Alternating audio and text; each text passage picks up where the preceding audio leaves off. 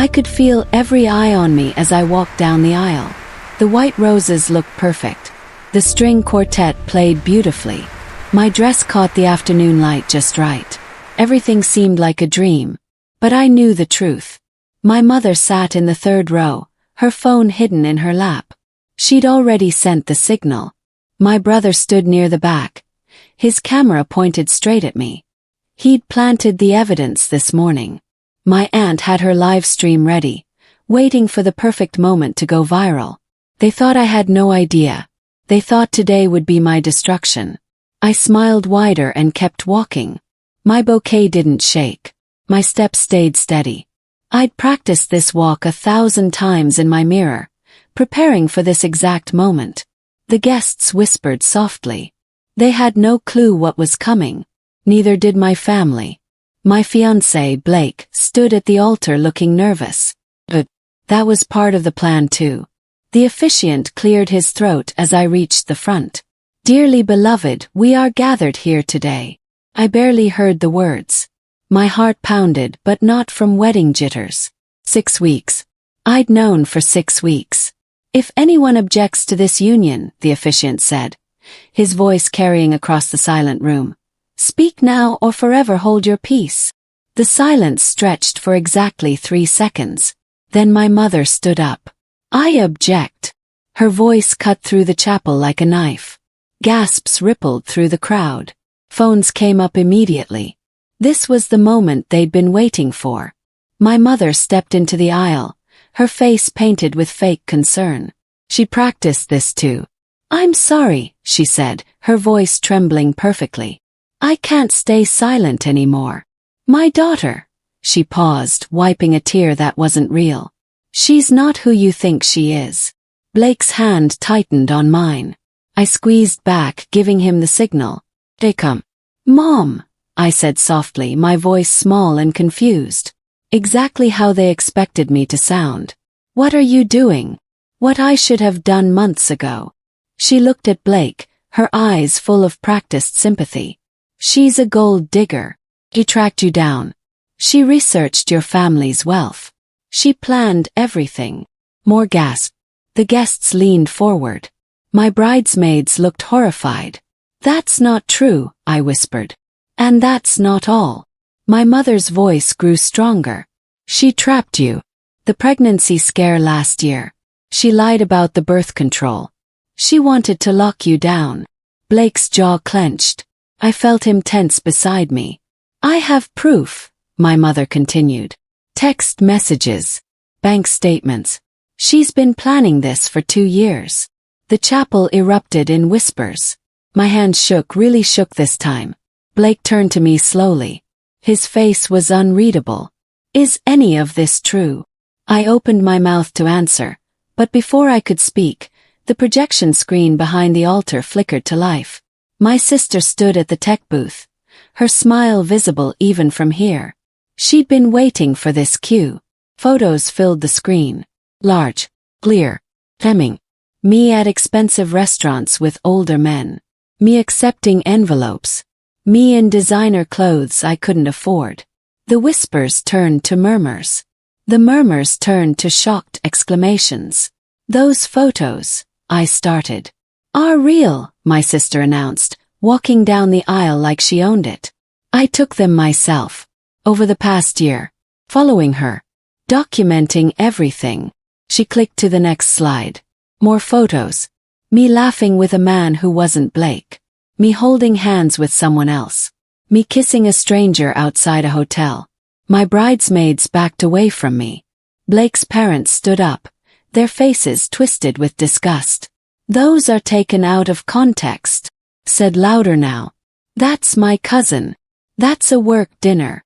That's enough lies," my sister interrupted. "Blake, you deserve better. Everyone here deserves to know the truth." Blake stared at the screen. His face had gone pale. His hands dropped to his sides. Then, slowly, deliberately, he reached down and removed his wedding ring. The simple gold band caught the light as he held it up. "I can't do this," he said quietly. 6 weeks earlier, I'd been organizing wedding invitations when I found the folder. My mother's study. Her desk drawer. The one she thought she'd locked. Inside a detailed plan. Printed emails. Payment receipts. Timeline. Operation Wedding Destruction was actually written at the top. I'd stood there reading every page, my hands shaking with rage and disbelief. They'd planned everything. Every accusation. Every piece of fake evidence. Every moment designed to humiliate me in front of everyone I cared about. The photos. Photoshopped and staged. The proof. Fabricated. The witnesses. Paid actors. My own family. Planning my destruction like a military operation. I'd called Blake that night crying. Ready to cancel everything. Ready to run. He'd listened. Then he'd said something that changed everything. What if we didn't run? What if we prepared? So we did. Now, standing at the altar with Blake holding that ring, watching him look broken and betrayed, I knew it was time. I leaned close to our wedding planner, who stood frozen nearby. "Start phase 1, I whispered. She nodded once and slipped away. Blake was still staring at the ring, playing his part perfectly. "I trusted you," he said, his voice heavy with disappointment. My mother smiled from her seat. My sister looked triumphant. My brother's camera captured every second. They thought they'd won. In exactly 30 seconds, they'd realize how wrong they were. My aunt's live stream had already hit 2,000 viewers. I could see her phone screen from here, the comments rolling in fast. "Wedding drama. She's a fraud. Poor groom." My aunt's face glowed with satisfaction. This was what she wanted. Viral fame at my expense. Then her screen flickered. She tapped it, confused. The image glitched once, twice, then went completely black. "What?" she muttered. The screen came back on, but it wasn't showing the chapel anymore. It was showing something else entirely. Her face went white. The projection screen in the chapel switched feeds too. Our tech guy, the real one, not my sister, had taken control. The live stream and the wedding screen now showed the same thing. Security camera footage from my father's office. The date stamp read 6 weeks ago. My father sat at his desk, talking on the phone. The audio quality was perfect. "Yes, I sold her inheritance." His voice boomed through the chapel speakers. "She doesn't need it. My other children do. They're the ones who'll carry on the family name." The guests froze. Every single person stopped moving. Her mother and I agreed years ago. She was always different. Never quite fit in. We can't love her the same way we love the others. My mother stood in the aisle, her mouth open in horror. "So yes, take the money. Invest it in my son's business. My daughter will never know. She's too stupid to check the accounts anyway." My father's laugh echoed through the silent chapel. Then my brother's voice cut through the shock. "That's not real." Before we continue, I just want to say a big thank you to everyone who has trusted this channel with their real-life stories. Your experiences don't just entertain. They teach, warn, and help others feel less alone. If you're watching and you have a life experience you think someone can learn from, feel free to share it with us. Your story might be exactly what someone else needs to hear. And if these stories move you in any way, please support the channel by liking, commenting, sharing, and subscribing. It truly helps these voices reach more people. My brother rushed toward the tech booth. His face red with panic. "Turn it off. That's fake. That's edited." But the video kept playing. My father's voice continued. "The wedding is the perfect opportunity. We'll destroy her relationship, her reputation, everything. Then she'll come crawling back, and we'll finally have complete control over her." The guests turned to stare at my parents. The whispers weren't about me anymore. My father stood up from his seat, his hands raised. "This is a lie. Someone edited this. The metadata shows it's real," our tech guy called out. "Unedited. Original footage from your own security system. The one you thought was just for show." My father's face drained of color. My mother grabbed his arm. "How did she get access to your cameras?" I spoke up for the first time since the audio started. My voice was steady now. Clear. You gave me the password last year, remember? When you wanted me to check if the cleaner was stealing. The chapel had gone completely silent. I've been watching, I continued. Listening. Learning. For 6 weeks, I've known everything you planned. Every lie. Every scheme. Every cruel detail. My sister's triumphant expression had vanished. My brother stood frozen by the tech booth. Blake turned to face my family. His fake heartbreak replaced with cold fury. But the money, my mother stammered. The inheritance wasn't. It wasn't about. Wasn't about what, Mom? I stepped closer. Wasn't about controlling me. Wasn't about stealing what was rightfully mine. The screen changed again. Because the inheritance was never just money. Bank statements filled the screen. Transactions. Transfers. Dates and amounts highlighted in red. My grandmother left me everything, I said, watching my family's faces. Her house. Her savings. Her stocks. $3 million total. Gasps rippled through the crowd. I was supposed to receive it on my 25th birthday. 2 years ago. I pointed at the screen. But my parents convinced the lawyer to delay it. Said I was too immature. Too irresponsible. My father tried to speak, but I kept going. Then they took it. Piece by piece. My father's business investment. That was $200,000 of my money. My brother's startup. Another $300,000. My sister's education fund. $500,000. The numbers glowed on the screen. Impossible to deny. But that's not the worst part, I said softly. The worst part is what they used the rest for. The screen changed to show a different set of documents. Police reports. Incident files. Sealed juvenile records. My brother has a gambling problem. He owes dangerous people money. My parents used my inheritance to pay them off. Twice. My brother lunged forward, but Blake's groomsmen caught him. They'd been briefed. They were ready. And my sister. I turned to look at her. She's been embezzling from her job.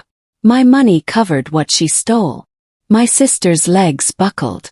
She grabbed a pew for support. Blake stepped beside me, his hand finding mine.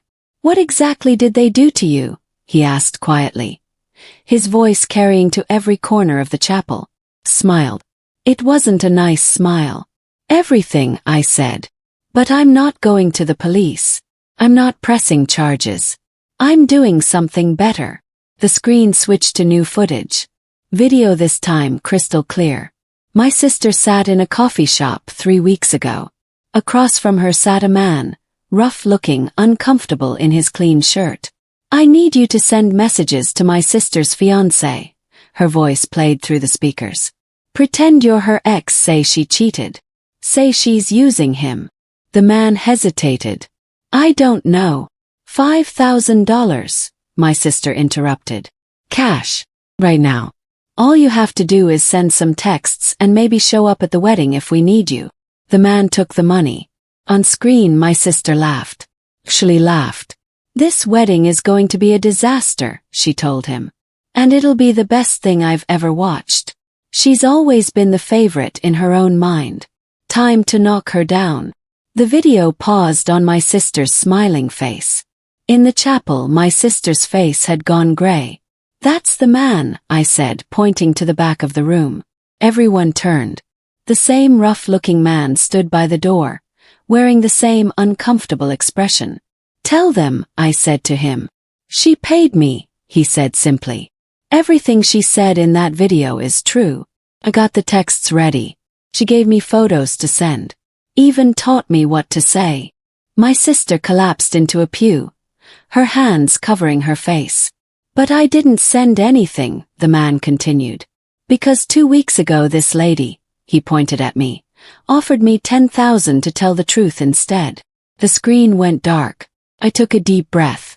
I need to show you all something else, I said. New footage appeared. My mother's living room. 4 weeks ago. I watched myself on screen, younger looking and scared, sitting across from my mother. "Mom, please," my recorded voice begged. "I know what you're planning. Blake told me about the calls you made. The things you're saying about me." My mother's face on screen was cold, unmoved. "I'm begging you to stop," I continued. "I'm your daughter. Don't do this." My mother leaned forward. Her words were clear. "You've always been weak, always too soft. Maybe humiliation will teach you obedience. Teach you your place in this family." On screen I started crying. "I'll do anything. I'll give you money, You have nothing I want," my mother interrupted. "Except your pain. That'll be enough." The footage ended. In the chapel my mother stood frozen. Every guest stared at her with disgust. "I gave you a chance," I said, turning to face her directly. "I begged you. I offered you a way out. You chose this." My mother's mouth opened and closed, but no sound came out. For the first time in my life, I saw fear in her eyes. Smiled. A real smile this time. "Now it's my turn," I said. I walked to the microphone at the altar. Blake handed it to me, his eyes proud. "Thank you all for coming today," I said, my voice steady and clear. "I know this isn't the wedding you expected." Nervous laughter rippled through the crowd. "My family came here to destroy me, to ruin my happiness, to humiliate me in front of everyone I love." Pause. But this wedding was never about a dress or a party. It was about truth. I looked around the chapel. Every face watched me intently. For years I let them control me. Let them make me feel small. Let them convince me I was worthless. My voice grew stronger. But I'm not worthless. And I'm not weak. And today, everyone gets to see who my family really is.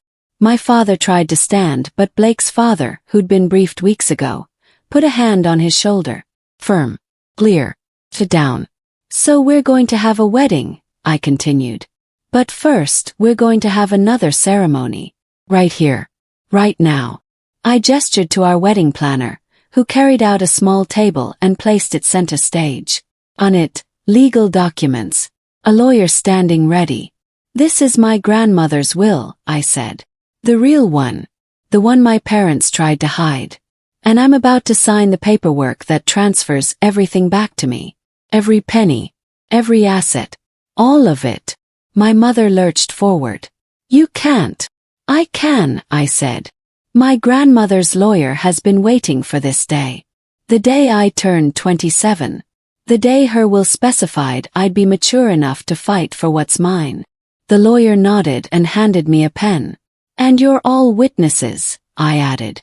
I signed the documents. Each page. Schlein.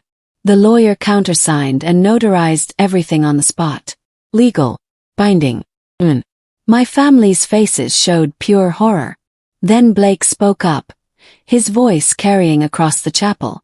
"I need to confess something too," he said. The guests turned to him, confused. He looked at my family, his expression hard. "I've known about your plan for 6 weeks. Since the day she found your folder." My mother's eyes went wide. "Every moment of doubt you saw from me today. Planned. Every second of hurt. Acting." He stepped closer to my family. "I wanted to see who would defend her. Who would stand up and say, 'Wait, let's hear her side.' Who would show basic human decency." He looked around at my extended family. Aunts, uncles, cousins who'd sat silent through everything. "Not one of you," he said quietly. "Not a single person stood up for her. You all just watched, recorded, enjoyed the show." Shame flickered across several faces. "So now you know," Blake continued. "This woman is stronger than all of you combined. Smart enough to outplay you. Brave enough to face you. And I'm honored." He took my hand. "That she chose me." He turned to my parents, my siblings, my aunt.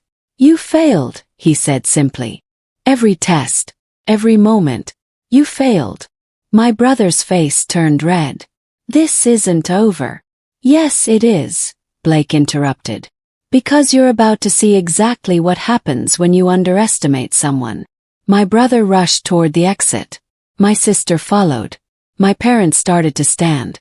They made it 3 steps before security blocked their path. Not aggressive. Not violent. What is this? My father demanded. This is a private event, Blake said calmly. And you're staying until it's finished. You can't keep us here, my aunt shrieked, pulling out her phone. Actually, our lawyer spoke up. As this is a private venue and you're trespassing on property owned by the groom's family, you'll leave when he says you can leave. My family looked around wildly. Every exit had security. Every window too high to reach. Not trapped. Just contained. You're insane, my mother hissed at me.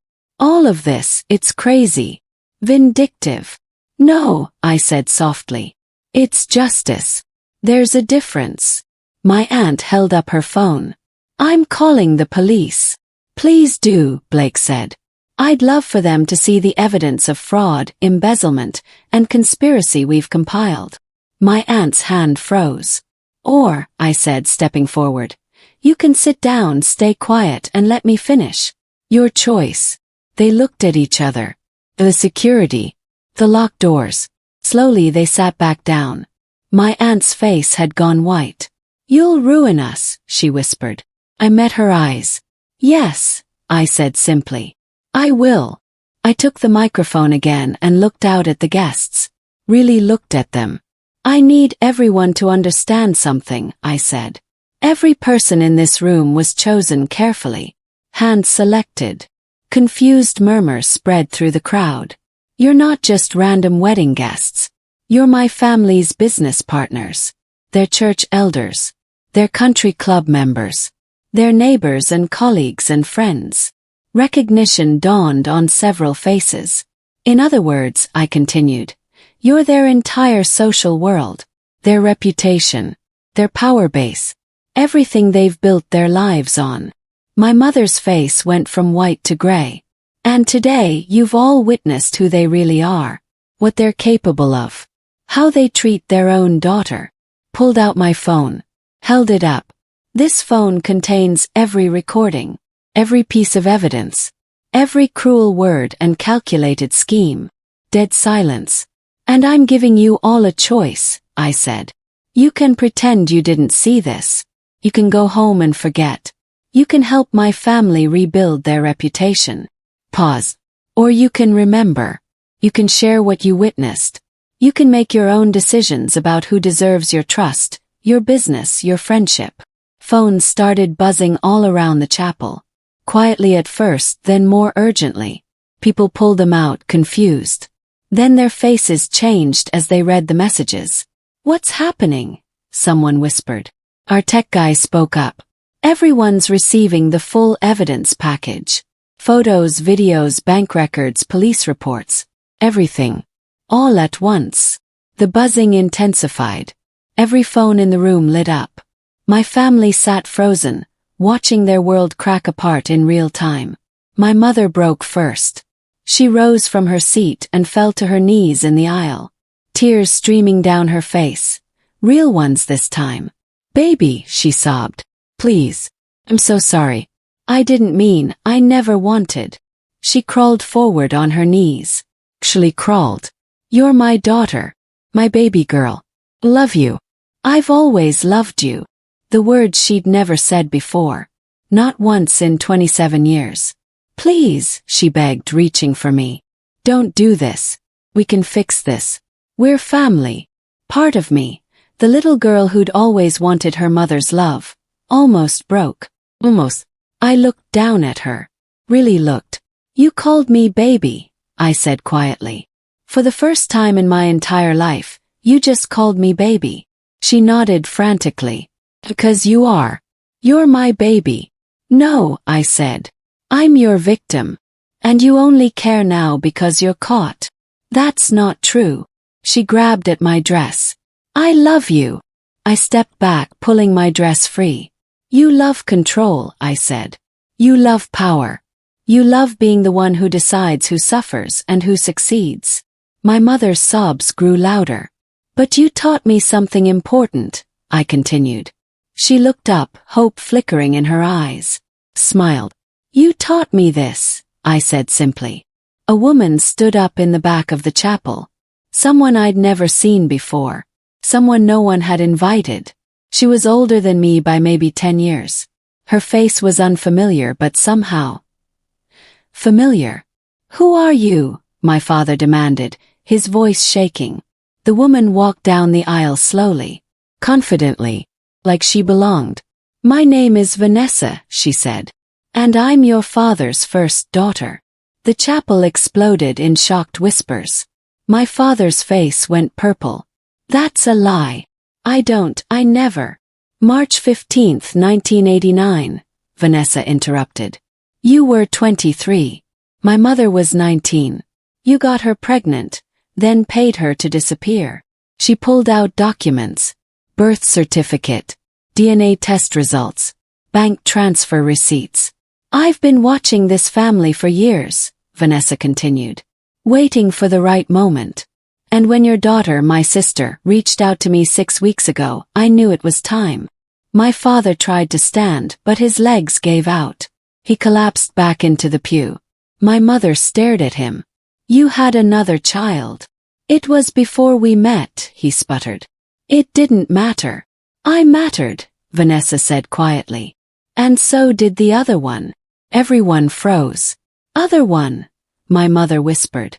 Vanessa looked at me. "You want to tell them, or should I?" Took a breath. "I'm not their biological daughter," I said. "I'm a replacement." My father fainted. The medical team, yes, we'd hired one, rushed to help my father. He wasn't dying, just unconscious from shock. "Good enough." Vanessa continued while they worked on him. 30 years ago, my father and his wife, she gestured to my mother, had a daughter. Their first child. She died at 6 months old. Sudden infant death syndrome. My mother made a sound like a wounded animal. "They were devastated," Vanessa said. "But instead of grieving properly, they decided to replace her. They found a baby girl through unofficial channels. No legal adoption. No records. Just cash and silence." She looked at me. "They found you," she said. "And they raised you to be their dead daughter. Gave you her name, her birthday, her room, everything." The guests sat in stunned silence. "But you never quite fit," Vanessa continued. "Because you weren't her. You were your own person. And they resented you for it." I felt Blake's hand on my shoulder. "Teddy, real." "I found out 2 years ago," I said, my voice surprisingly calm. "I did a DNA test for fun. Found out I wasn't related to any of them. That's when I started digging. That's when I found Vanessa." My mother was crying. Actually crying. "We loved you," she sobbed. "We tried. You tried to make me into someone I wasn't," I interrupted. "And when that failed, you decided to destroy me instead." I looked down at my mother, still on her knees. "So that's why you hated me," I whispered. "Because I reminded you every day that she was gone. That I could never be her." I stepped away from my mother and addressed the crowd. "I told you all I'd ruin them," I said. "And I will. But not the way you think." I pulled up my phone and showed the screen to everyone. These recordings. These videos. The evidence of fraud and theft and conspiracy. Pause. "I'm not releasing them. I'm not posting them online. I'm not going to the media." Confusion rippled through the guests. My family looked up, hope flickering. "Instead," I continued, "I'm letting consequences happen naturally. Right here. Right now. In front of everyone who matters to you." I nodded to Blake's father, who stood up. "I'm withdrawing my investment in your company," he announced to my father. "Effective immediately. $3 million pulled." My father's face went white. Another man stood. "I'm canceling our contract. Your firm won't represent us anymore." Then another. "The church board voted this morning. You're removed from all positions." One by one people stood up. Each one delivering news that destroyed another piece of my family's power. Business deals cancelled. Social memberships revoked. Professional relationships ended. Community positions eliminated. All because of what they'd witnessed. What they knew. What they could no longer ignore. My brother shouted, "You'll regret this. All of you." But his voice sounded hollow, desperate. 'Cause he already knew. They'd lost everything, and I'd barely had to do anything at all. The exodus happened in real time, like watching a building collapse in slow motion. Blake's mother stood and announced their family foundation would no longer fund my father's charity. $500,000 gone. A woman from my mother's book club stood next. "I'm resigning. I can't be associated with someone who treats their child this way." Then the country club president. "Your membership is revoked. Effective today." My sister screamed, "This isn't fair. You can't just." "We can," the president said calmly. "And we are." More people stood. More announcements. More consequences. Their business collapsed. Their social standing evaporated. Their reputation shredded. All without me saying another word. My father had woken up but looked like he wished he hadn't. He sat slumped in his pew, watching everything crumble. My mother clutched his arm, both of them looking suddenly old, fragile. My brother's face had gone from red to white to red again. His hands shook with rage. "You'll regret this," he shouted at me, standing up. "I swear to God you'll regret this. I know things about you. Things that'll destroy you." The chapel went quiet. Blake tensed beside me. My brother smiled viciously. "You want to talk about secrets? Let's talk about yours." He pulled out his phone, holding it high. "Let's talk about the abortion," he announced.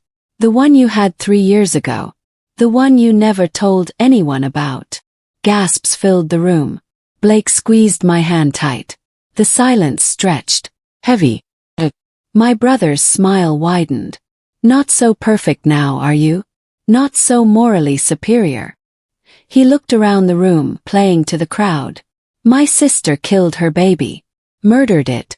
And she wants to judge us." Some guests looked uncomfortable. Others looked shocked. A few looked disappointed. This was his last weapon. His final attempt to hurt me. Took a breath. Blake squeezed my hand again, reminding me, "We planned for this too." "You're right," I said clearly. "I had an abortion 3 years ago." More gasp. My brother looked triumphant. "I was 24, I continued. "I was in an abusive relationship. He controlled everything, my money, my friends, my choices. When I got pregnant he was thrilled. Because he knew a baby would trap me forever." The guests leaned forward, listening. "I left him. Got the abortion. I saved myself." I looked directly at my brother. "And I've never regretted it. Not once." I turned to address everyone. "You know what I regret? Letting shame keep me silent. Letting people like my brother think they could control me with my own truth." Blake stepped forward. "I've known since our second date. She told me everything. And I love her more for having the courage to choose herself." Several women in the crowd nodded. A few wiped their eyes. "So yes," I said to my brother. "I had an abortion. And I'm not ashamed. You can't hurt me with my own story. Not when I own it first." Then something unexpected happened. The crowd started clapping. Started slow. 1 person. Then 2. Then a dozen. They stood up and applauded. Not everyone. Some guests still looked uncomfortable, but enough. More than enough. My brother's face crumbled. His last weapon useless. An older woman stood up. "I had one too," she said quietly. 50 years ago. Before it was legal. I almost died." Another woman stood. "Me too. After my second child. I couldn't handle another." Then another. "Mine was for medical reasons. The baby wouldn't survive." One by one, women shared their stories. Their truths. Their courage. My mother watched in horror as her social circle, the people she'd judged and controlled for years, revealed themselves as human. Complex. Real. "This is what you never understood," I said to my family. "Shame only works when people hide. When they pretend. When they let you control the narrative." I gestured to the women still standing. But when we own our truth, when we refuse to be ashamed, you lose all your power. Blake pulled me close, his arm around my waist. I spent years trying to be perfect for you, I said. Trying to earn love that was never coming. But I'm done. I'm done performing. I'm done pretending. I'm done letting you make me small. My mother reached for me one last time. Please. No, I said simply.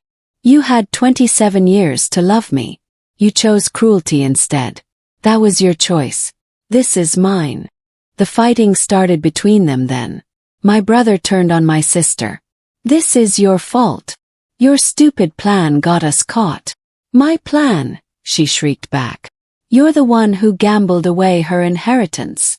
Both of you shut up, my father roared, recovered enough to stand. If you hadn't been so obvious, so sloppy. Don't blame them, my mother interrupted. You're the one who kept separate children. Secret families. They unraveled right there. All the resentments they'd buried. All the secrets they'd kept from each other. Everything spilled out in angry, desperate accusations. You never loved me, my sister screamed at my mother.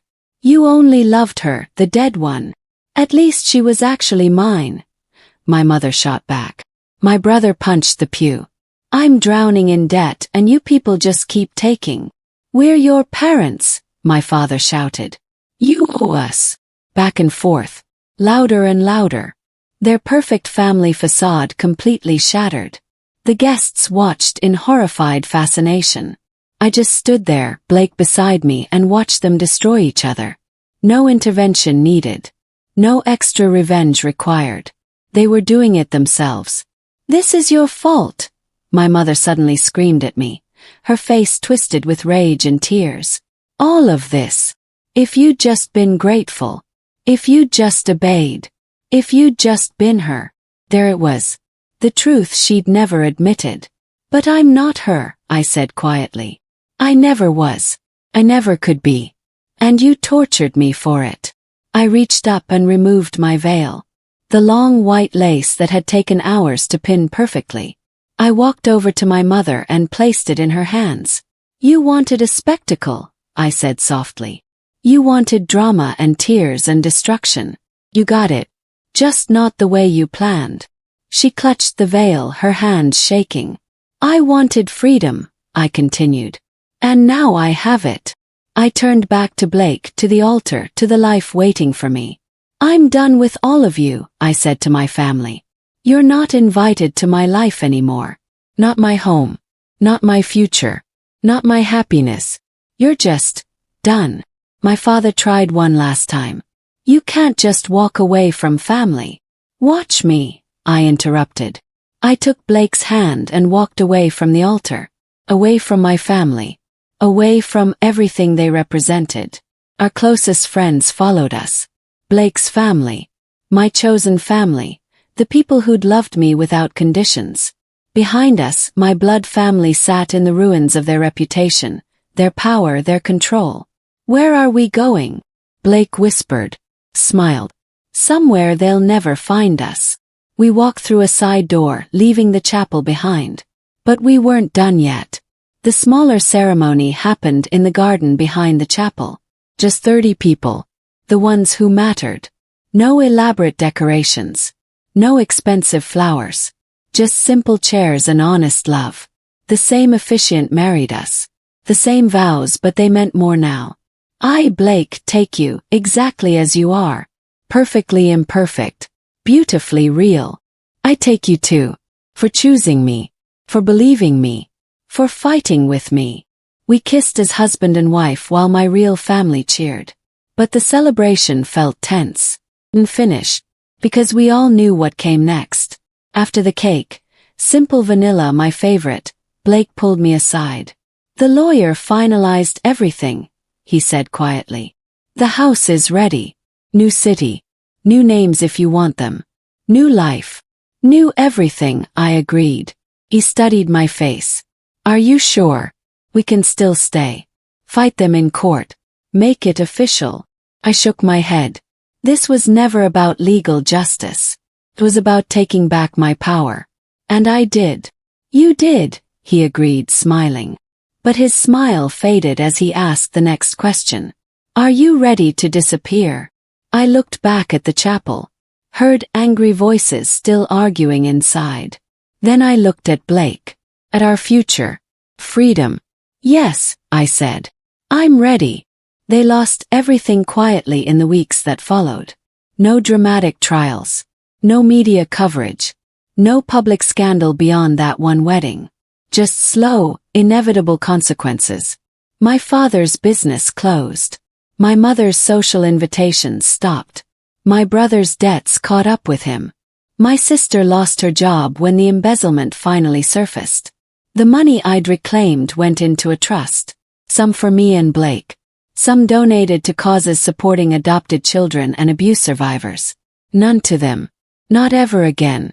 We heard about it through mutual friends. People who'd witnessed the wedding and felt compelled to update us. Your mother tried to visit your old apartment, one friend reported. The landlord said you'd moved out weeks ago. No forwarding address. But your father called my office, another friend said, begging for your number. I told him I didn't have it. Better. Your sister posted online about being betrayed by family, someone else mentioned. No one engaged. People just ignored her. Perfect. Blake and I built our life somewhere new. Somewhere they'd never think to look. I changed my name, not legally, just practically. Started using my grandmother's maiden name instead. Got a job I loved. Made friends who knew nothing about my past. Existed without their shadow. For 3 months life was peaceful. Then one evening my phone rang. Unknown number. I almost didn't answer. Hello, I said carefully. It's done, Vanessa's voice said on the other end. I stepped out onto our balcony away from Blake. What's done? The final piece. The one we discussed. My heart started beating faster. Tell me. Your grandmother's entire estate has been transferred. Every asset, every account, all legally yours. And I've made sure your family can never contest it. Relief flooded through me. How? Evidence. Lots of it. Documentation of their fraud, their lies, their abuse. Filed with every relevant authority. If they try to fight you, they'll face criminal charges. They won't fight then, I said. No, Vanessa agreed. They won't. Silence stretched between us. Why did you help me? Asked. You didn't have to. You don't even know me. I know what it's like to be erased, she said quietly. To be the secret they're ashamed of. To watch them build a perfect family while pretending you don't exist. I'm sorry, I said. For what he did to you. Don't be sorry. Be free. He paused. That's what I wanted for you. What I never got for myself. You could join us, I offered. Be part of our family. The real one. Maybe someday, she said. But for now I have my own battles. My own revenge to plan. She laughed and I heard myself in it. Take care of yourself, she said. And remember, they thought the wedding was your end. I smiled, finishing her thought. It was my beginning. The call ended. I stood on the balcony, looking out at my new city, my new life, my new everything. Blake came out and wrapped his arms around me. Everything okay? Everything's perfect, I said. And for the first time in my entire life I meant it. They tried to destroy me on my wedding day. Instead I destroyed their power, their control, their ability to hurt anyone ever again. Not with violence, not with law, not with public scandal, just with truth, with courage, with the simple act of refusing to be ashamed. I'd walked down that aisle knowing exactly what they planned.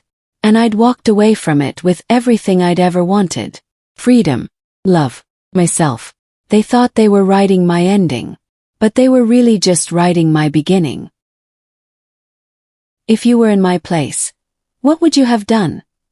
Share your thoughts in the comments, and if you have a story to tell, you're not alone here.